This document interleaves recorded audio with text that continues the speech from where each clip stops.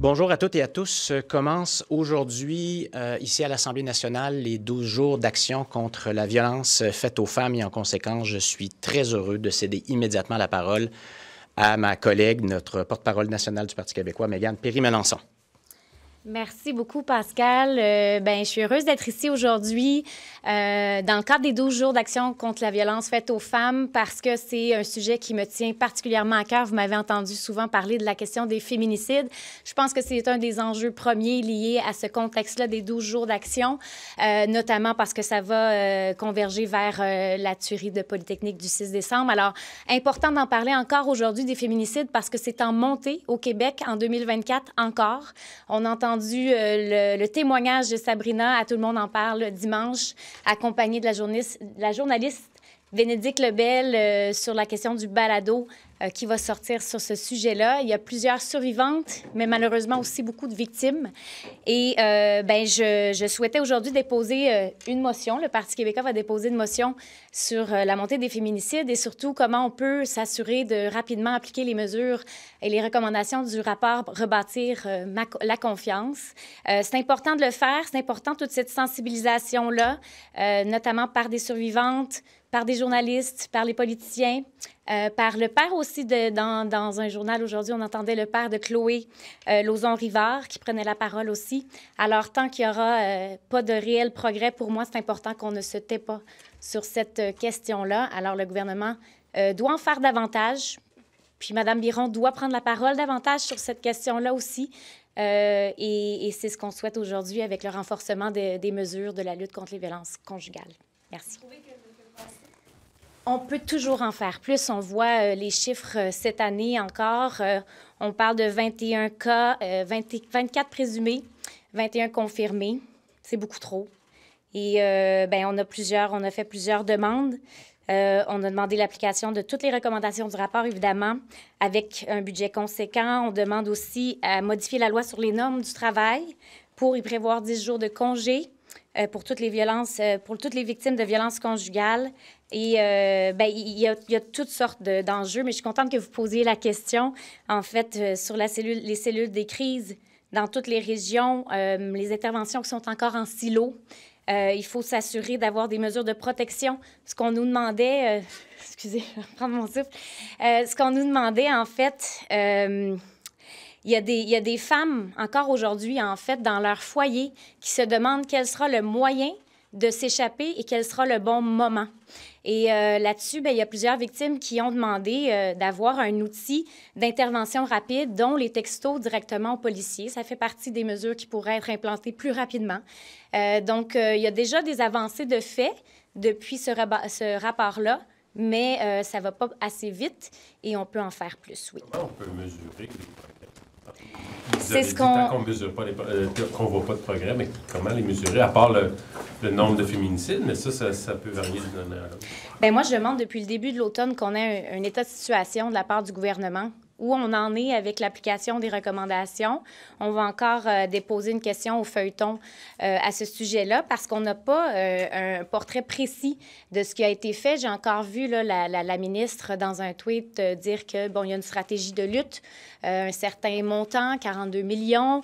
C'est toutes des belles intentions. Je veux dire, c'est pas un manque de volonté. Je pense que tout le monde se sent très concerné par l'enjeu. C'est une lutte collective et c'est ce qu'on veut rappeler aujourd'hui, en fait. C'est une lutte collective qu'on a entamée depuis déjà quelques années.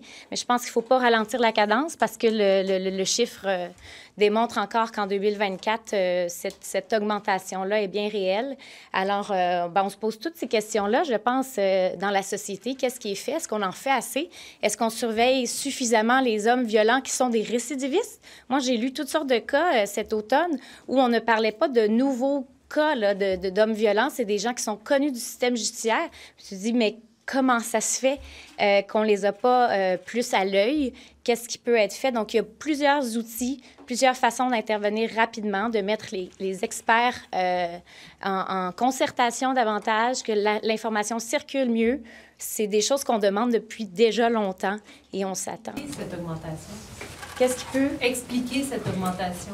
Il y a plusieurs... Qu'est-ce qui peut expliquer cette augmentation-là? En pandémie, on disait que c'était parce que les femmes étaient prises à la maison.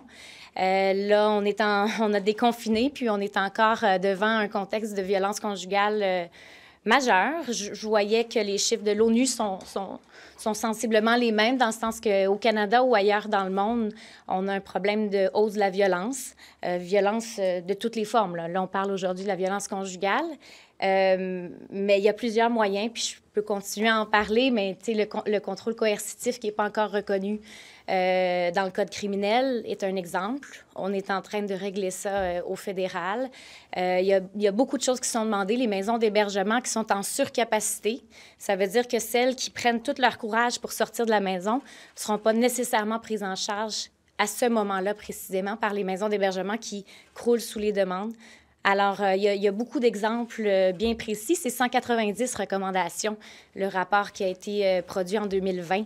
Alors, 2020, on est 4 ans plus tard. Je pense qu'on est dû pour un état de situation. Les tarifs douaniers de 25 % imposés par les États-Unis aux exportations canadiennes et québécoises, quelles seraient les conséquences de ça, vous croyez? Bon, d'abord, attention, ils ne sont pas encore imposés. C'est la future administration des États-Unis d'Amérique ou le futur président qui n'est pas encore investi, qui annonce son intention de procéder de telle façon, donc avec des tarifs de 25 %.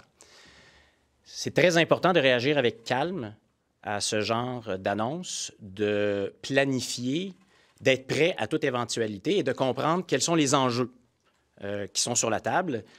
Et dans ce gazouillis d'hier, le président identifie 2 enjeux. Il y a un enjeu de commerce international et il y a un enjeu de contrôle des frontières. Il le dit clairement. Compte tenu de l'un, les frontières, il pourrait se passer l'autre, politique commerciale, imposition de tarifs.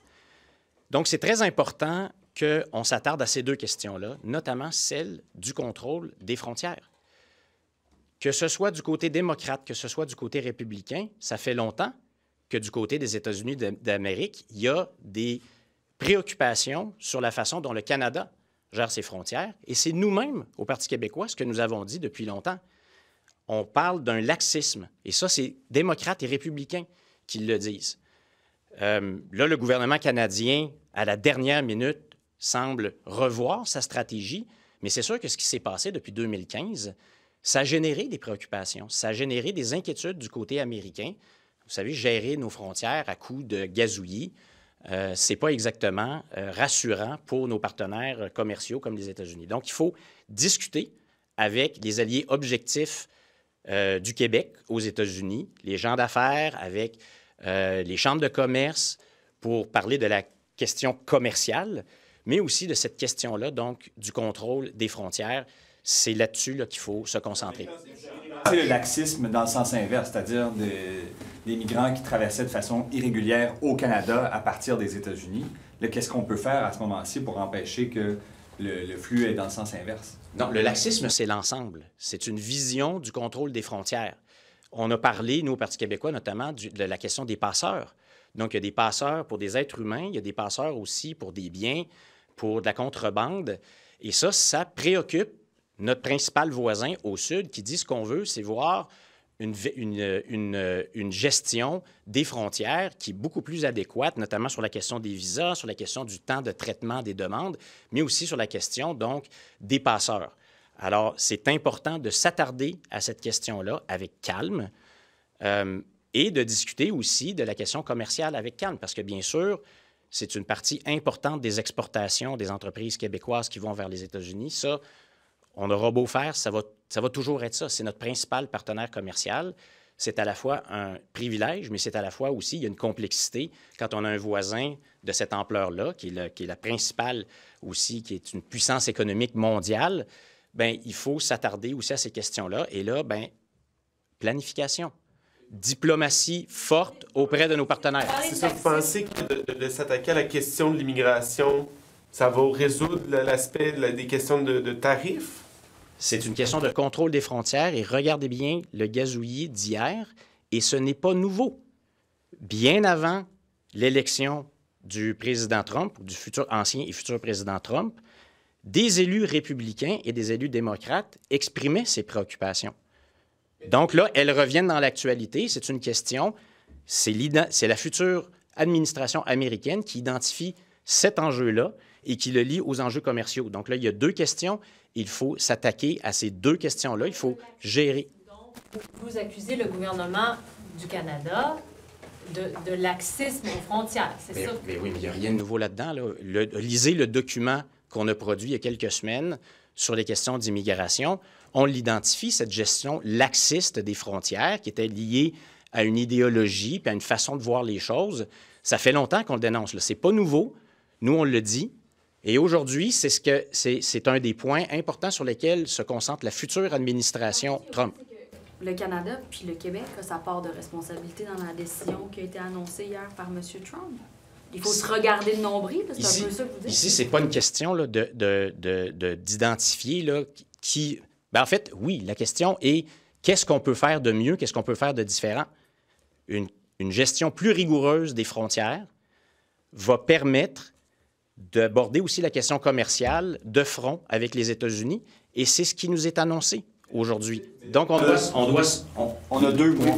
On a 2 mois devant nous. Resserrer les politiques de visa, c'est pas ça qui va faire une différence en 2 mois. Donc, qu'est-ce qui permettrait de résoudre ce conflit-là, selon vous?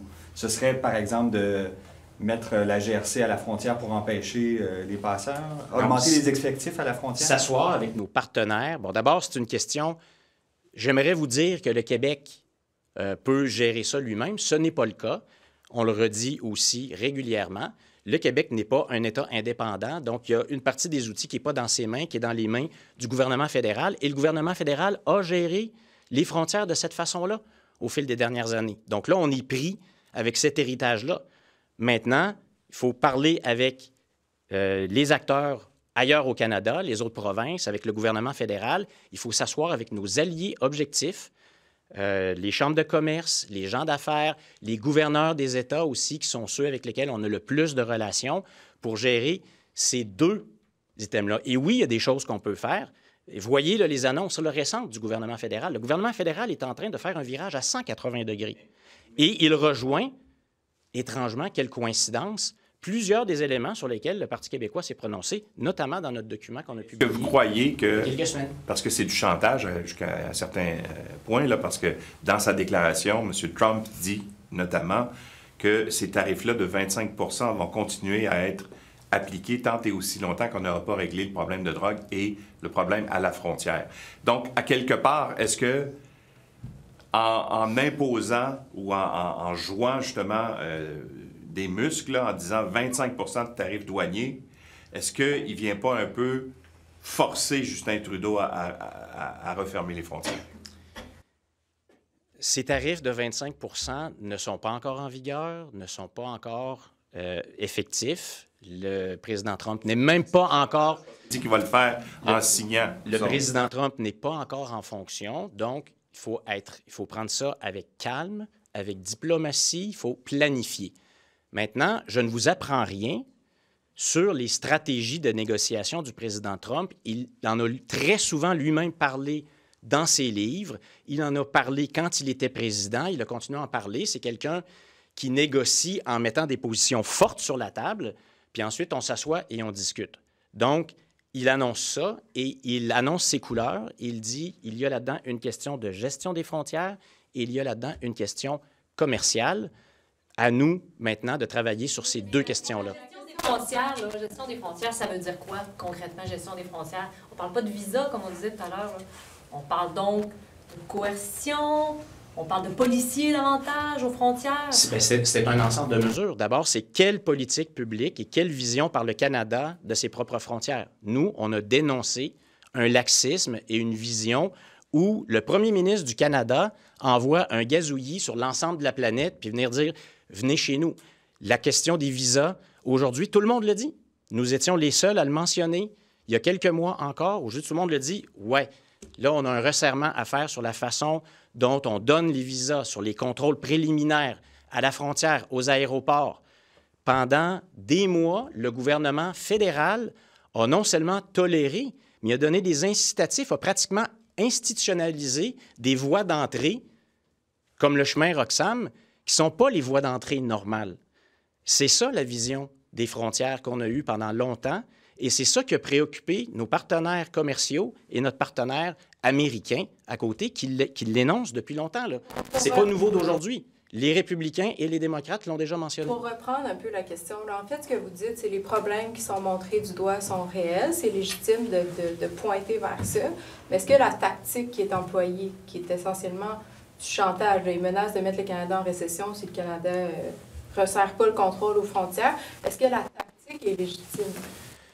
Bon, le président Trump annonce son jeu, et je le mentionnais tout à l'heure, c'est pas nouveau. Il a souvent dit lui-même que c'est la façon dont il négocie. Prenons-en bonne note. Relisons ses bouquins, revoyons ses déclarations. C'est sa façon de négocier. Maintenant, nous, comment réagit-on? Il faut s'attarder, travailler avec nos partenaires, travailler ici au Québec avec nos partenaires, mobiliser les intervenants aussi, s'assurer qu'on a les bons joueurs aussi dans la diplomatie québécoise, parce que là, il va y avoir une période complexe qui va s'ouvrir. Puis ensuite, considérons toutes nos options. Vous me demandez, est-ce que c'est correct? Si vous me demandez juridiquement, si vous faites appel à l'avocat de droit international en moi, je vais vous dire, ben non, ça ne marche pas, là. La règle basée sur le GATT, qui est intégré à l'OMC puis à l'accord de libre-échange Canada, États-Unis, Mexique, c'est de dire qu'une fois que des tarifs sont baissés, pour les élever de nouveau, il faut une justification raisonnable. Bien sûr que ce que le président Trump est en train de faire, il y a de très bonnes chances qu'en déposant des plaintes à la fois en vertu de l'ACEUM, à la fois en vertu de l'OMC, il y a des bonnes chances qu'on ait de gain de cause. Mais cette voie-là aussi, elle est complexe parce qu'elle prend du temps, puis même une fois que tu as gain de cause, ça redevient une question politique. D'ailleurs, à l'OMC, tu peux avoir une décision dans un an en disant qu'il n'y a pas le droit de faire ça parce qu'il n'y a pas eu de preuve qu'il y avait du dumping, qu'il y avait des subventions illégales, etc. Mais là, les États-Unis iraient en appel. L'instance d'appel de l'OMC est actuellement bloquée en raison du refus par les États-Unis d'accepter la nomination des juges d'appel. Donc, c'est une voie qui va être difficile. Donc, si vous me demandez si c'est légitime juridiquement, le Canada aurait probablement une très bonne cause devant les instances. Même chose pour l'ACEUM. Mais là, une fois que tu as une décision qui prend du temps, ça redevient une question politique d'application ou non des décisions qui sont rendues. Qu'est-ce que ça veut dire pour le Québec, concrètement, pour l'industrie ici? Pour l'instant, d'abord, ils ne sont pas appliqués. Ils ne sont pas en vigueur, ces tarifs-là. Des négociations, de la diplomatie, des représentations, c'est ça, la période qui commence. Et nous, ce qu'on appelle, c'est qu'on appelle notre gouvernement à être très proactif, là. C'est pas le temps de dire « Oh, le président Trump vient d'être élu, puis qu'est-ce qu'on va faire? » Puis surprise. Donc, s'assurer qu'on a les meilleurs outils diplomatiques dans nos délégations aux États-Unis, qu'on a les bonnes personnes à la bonne place, mobiliser les gens d'affaires, nos chambres de commerce, les associations commerciales qui ont des liens, parce que les impacts sont immenses. 75 % en gros de nos exportations aux États-Unis, c'est immense. Mais c'est la même chose de l'autre côté de la frontière. Les entreprises, des tarifs. Si on impose des tarifs aux produits canadiens, ça se traduit presque automatiquement en des augmentations de prix. Des augmentations de prix, ça peut créer de l'inflation aux États-Unis et on sait à quel point c'est important pour les électeurs et les électrices là-bas. Donc, on a des alliés objectifs du côté du monde des affaires, des chambres de commerce, des gouverneurs des États concernés. Et là, c'est le temps de mettre ça en action. Ça prend une stratégie très proactive de mobilisation ici des gens politiques et économiques pour faire la même chose avec nos alliés objectifs politiques et économiques du côté américain. Attendez à quoi, rapidement, du rapport du comité consultatif sur les enjeux constitutionnels qui doit être déposé aujourd'hui? Bon. Vos outils là-dedans? Bon, vous savez que ma première réponse, c'est de dire que la solution aux problèmes constitutionnels puis aux problèmes du Canada puis leurs impacts quotidiens pour les Québécois, c'est l'indépendance du Québec. Alors là, on va voir ce que le groupe de travail va nous dire. Nous, on a dénoncé dès le départ que son mandat est très restreint. On a dit, voici ce sur quoi vous allez vous prononcer. On va le lire avec beaucoup d'attention.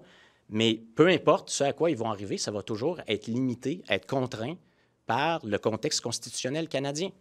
Ça va être encore que le Québec, c'est une entité minoritaire à l'intérieur d'un pays où on a un cinquième des votes et où on n'est pas capable d'avoir tous nos impôts pour prendre nos décisions en fonction de nos intérêts, puis qu'on n'est pas contraint par la Constitution canadienne.